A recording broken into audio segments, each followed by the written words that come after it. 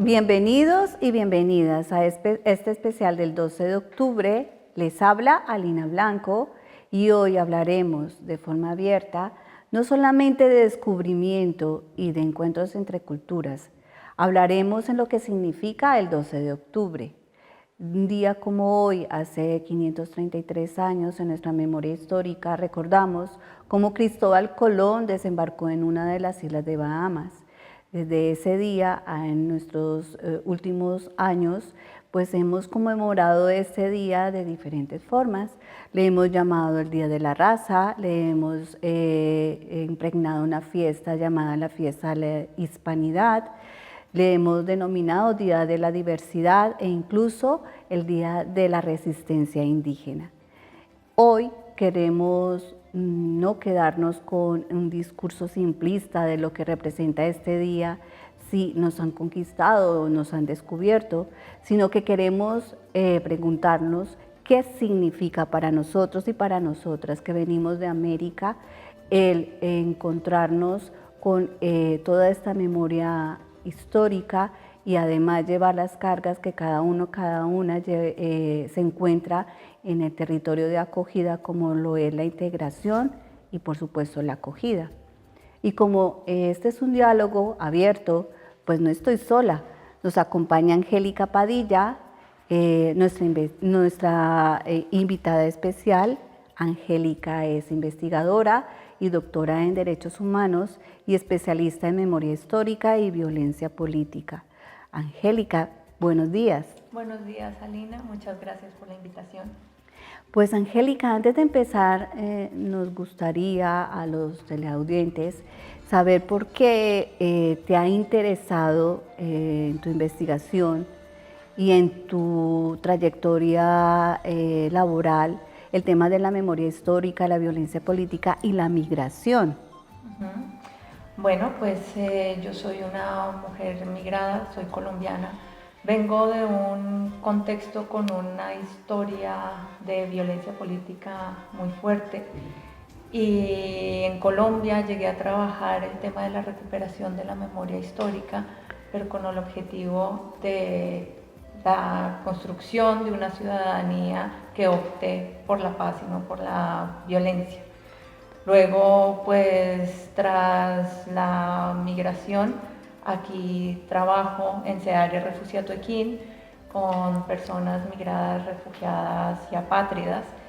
Y se repite un poco este tema de la historia de la violencia y cómo eso, pues digamos, se ve en nuestras realidades actuales y en las políticas y en un sistema colonial y un tanto injusto. Pues sí, sí que es injusto y por eso el resignificado del 12 de octubre, ¿no? Que es lo que venimos a debatir el día de hoy o a dialogar el día de hoy. Y empecemos entonces con el origen y el significado de este 12 de octubre, ¿no? El término Día de la Raza, ¿recuerdas en Colombia como en los colegios celebrábamos con tanta alegría el Día de la Raza, ¿no? Y bueno, este día o este nombre de Día de la Raza surge como una propuesta de la Unión Iberoamericana a comienzos del siglo XXI como forma de celebrar esa hispanidad y ese mestizaje que nuestros pueblos indígenas originarios tuvieron, ¿no?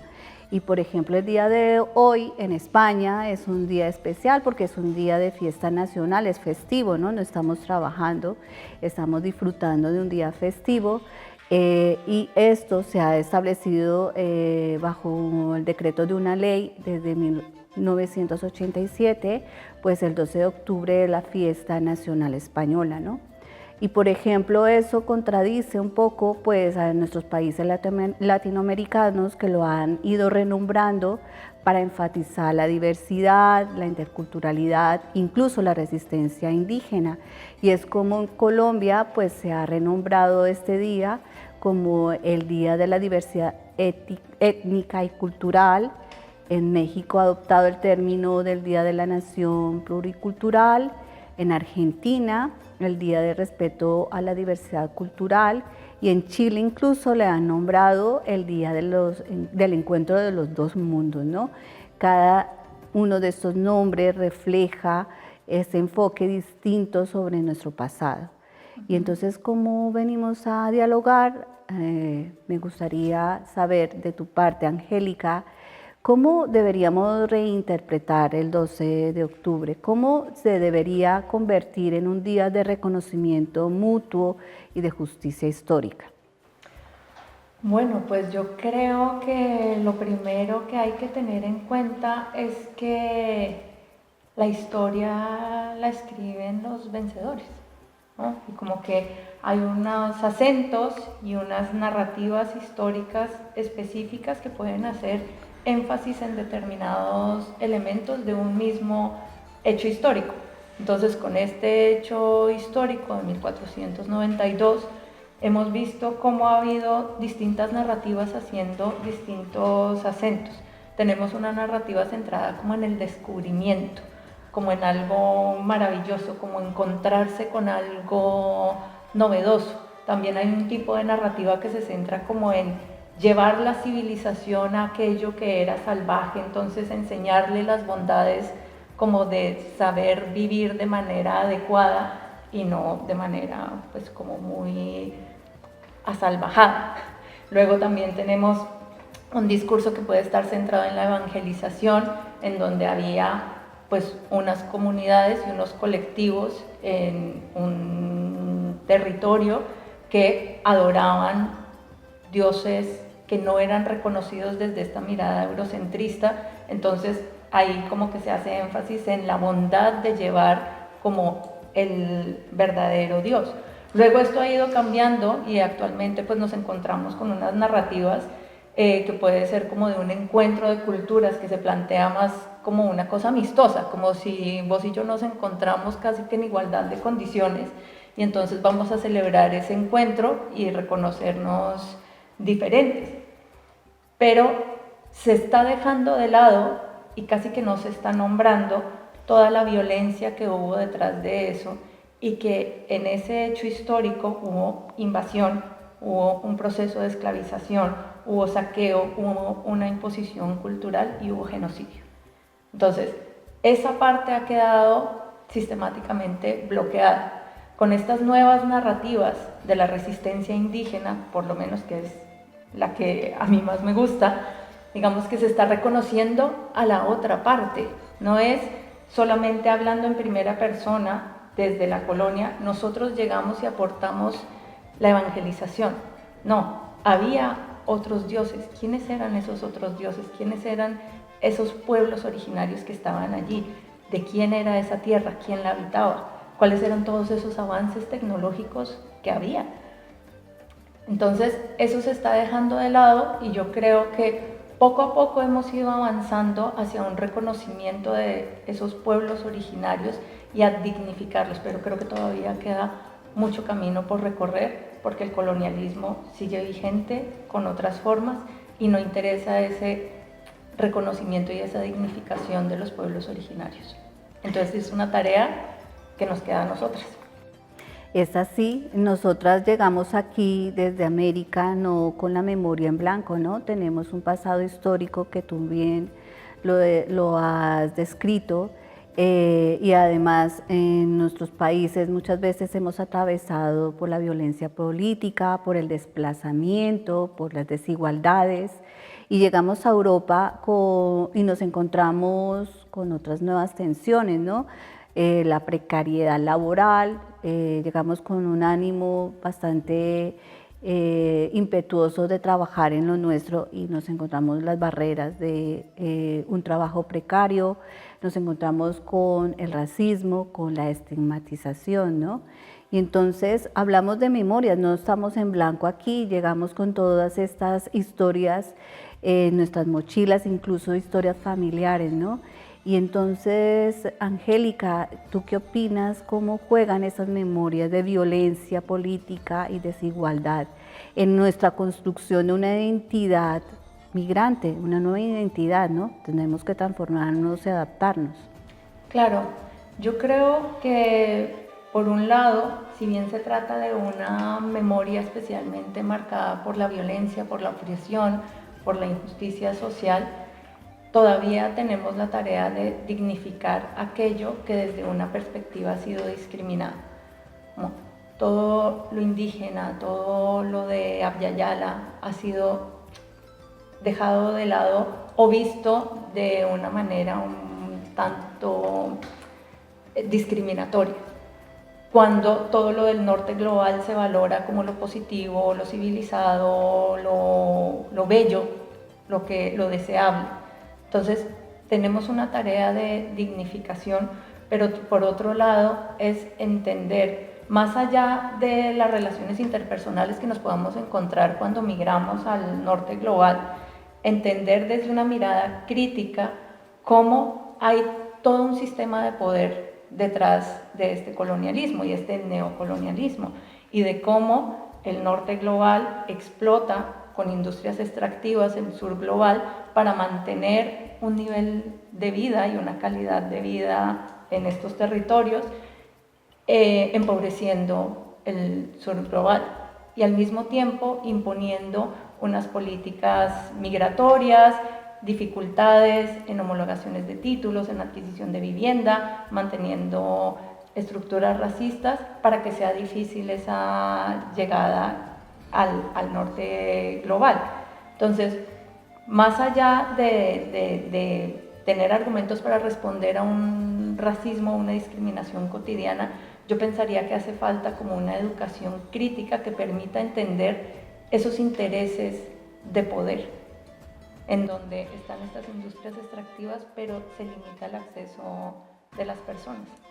Sí, y ahí yo me voy más allá, ¿no? En este término que aquí en la península ibérica suele hablarse sobre la hermandad hispana, ¿no? En esa idea que nos presenta como unos pueblos unidos por lengua, una historia en común, y tú lo hablabas, ¿no? Sin embargo, pues detrás de todo eso se encuentra todavía la narrativa que convive con una realidad de racismo, de discriminación, de barreras para la integración, ¿no? Y entonces, en mi siguiente pregunta quisiera hablar sobre cómo podríamos desmontar ese mito de hermandad hispana y llegar a una narrativa diversa, donde se reconozca la diversidad de los aportes concretos de nosotros los migrantes. Pues por un lado, cuando hablamos de hermandad, de nuevo es como ponernos en igualdad de condiciones. O sea, tu hermana es como una persona como muy parecida a ti, y ese concepto yo creo que borra las asimetrías coloniales que hay, donde uno pues tiene mucho más poder que el otro y ejerce opresión sobre el otro, y no solamente opresiones coloniales, sino raciales y de clase que se están instalando. No podemos hablar de hermandad cuando todavía hay una desigualdad tan grande en acceso a derechos y oportunidades, y en donde hay uno que instala unas políticas que permiten el acceso a derecho a las personas del norte global y se lo limitan a las del sur global. El hecho de que compartamos idioma o religión, justamente por la colonización, no significa que se borren esas jerarquías y esas discriminaciones. Y es así como llegamos a la transformación social, ¿no? Porque pues desde nuestra perspectiva migrante, pues no hacemos un ejercicio de nostalgia, sino un ejercicio a futuro, ¿no? De reconocer que nuestras memorias no son dolorosas, sino también que contienen un potencial transformador. Y entonces quisiera saber qué opinas sobre de qué manera la comunidad migrante puede ser motor de cambio en esta sociedad de aquí en Euskadi. Yo creo que ese motor de cambio del que hablas de la comunidad migrante pasa por la juntanza y pasa por un ejercicio de dignificación de nuestra propia identidad que nos permita pues reconocer esas desigualdades, pero posicionarnos en un territorio donde también tenemos unos derechos. Y hay distintas estrategias para comunicar esa idea. Yo pensaría en las artes, yo pensaría en llevar con más orgullo y dignidad, por ejemplo, un acento. Tu propio cuerpo, ya tu forma de vestir, tu forma de comunicarte, ya está transmitiendo un mensaje. Pero por otro lado también juntarnos para favorecer ese acceso a derechos que hoy en día para el colectivo migrante están bastante restringidos, como puede ser el acceso a la vivienda, el acceso a un empleo con derechos, el reconocimiento de nuestras titulaciones y nuestras formaciones en país de origen que aquí no se reconocen y entonces terminan ubicándote en trabajos para los cuales puedes estar sobrecalificada, acceder a los servicios sanitarios y a la educación. O sea, en principio es ese acceso a derechos y luego aportar desde la diferencia a sociedades que esperaríamos que más adelante fueran más diversas. Bueno, televidentes, como veis, hemos hablado de justicia, de dignidad, ¿no? De dignidad en nuestros trabajos, en nuestra valoración, en nuestros aportes, ¿no? Y en una transformación social. Angélica, para cerrar, ¿qué mensaje corto darías a nuestros televidentes? Pues que el 12 de octubre no hay nada que celebrar y mucho por dignificar. Bueno, agradecemos profundamente a Angélica por compartir su visión y sus reflexiones.